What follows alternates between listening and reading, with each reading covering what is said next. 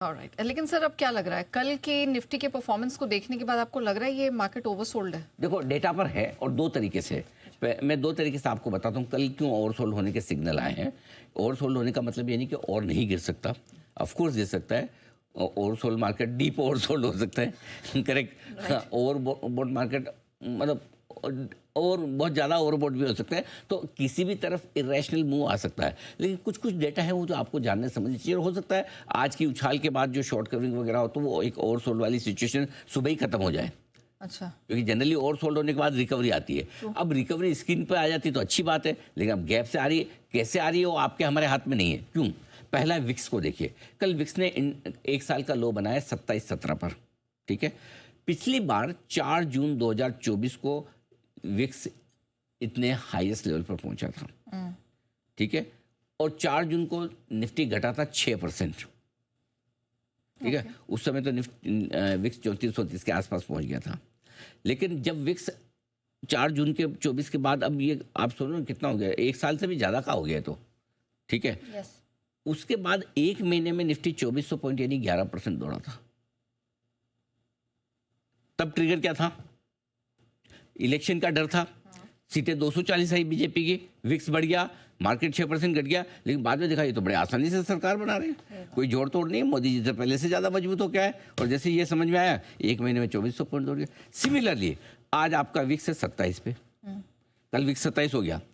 अब आपको युद्ध की खबर आई है, अगर युद्ध की खबर में पॉजिटिव आ जाए वापस ईरान से तो फिर भाग जाए, कोई बड़ी बात नहीं कि अगले हफ्ते 10 दिन महीने भर में मार्केट वापस तेज जोर लगा ले। तो पहला तो विक्स बता रहा है ओवरसोल्ड है मार्केट। दूसरा आरएसआई बता रहा है। आरएसआई का मतलब होता है रिलेटिव स्ट्रेंथ इंडेक्स, जो बाजार की ताकत किसी इंडेक्स या स्टॉक की ताकत टेक्निकल पैरामीटर्स पे भांपी जाती है। आमतौर पर आरएसआई निफ्टी का 30 के नीचे जाते ही निफ्टी ओवरसोल्ड होने लगता है। कल आरएसआई आ गया कितने? 27 पर। 2022 से लेकर अब तक 7 बार ऐसा हुआ जब आरएसआई 27 के नीचे गया। 7 में से 6 बार जब आरएसआई ओवरसोल्ड होता है तब निफ्टी में तगड़ी रिकवरी आई है। 7 में सिर्फ एक बार अक्टूबर 2024 में ऐसा हुआ जब आरएसआई 28 पे पहुंचा, उसके बावजूद निफ्टी 4.5-5% और घटा था और रिकवरी नहीं आई। 6 बार जो रिकवरी आई उसमें 3 दिन से लेके, नेहा ध्यान से देखेगा, 3 दिन से लेके 2 महीने के भीतर कितनी आई है? मिनिमम रिकवरी आई 0.7% की, मैक्सिमम आई 18% की। यानी कि अगर आप 5-1% की भी रिकवरी माने तो 5% मतलब 1500 पॉइंट तो आपको आराम से निफ्टी में मिल जाते हैं, ठीक है। 1200-1300 पॉइंट 1500 पॉइंट मिल जाते हैं। इतनी रिकवरी की तो आप उम्मीद कर ही सकते हैं। इस बार आरएसआई एक बार 9 मार्च को 28 पे गया था, उसके बाद थोड़ा ऊपर आया, तब से वहाँ तक अब तक 5% और गिर चुका है। अब आरएसआई 27 पे भी आ गया। रिकवरी के चांस तो हैं, बन रहे हैं, अब देखते कितनी आती है। बिल्कुल, तो आरएसआई के हिसाब से भी थोड़ा ओवरसोल्ड है। सिंपल सी चीज़ है, ऐसे में विक्स और आरएसआई जो आपको ओवरसोल्ड का बता रहे हैं, आपको एक सिंपल सी पोजीशन है, नए लोज अगर बाजार बनाता है, कल के लोज टूटता है, तोड़ता है, तो आप समझ लीजिए कि ओवरसोल्ड वाली थ्योरी फेल। अच्छा, अगर कल के लो टूटते हैं तो कल की जो क्लोजिंग है उसके नीचे बंद हो, कल के लो हम इंट्राडे के तोड़ें, तो समझ लेना भी कि मामला गड़बड़ है।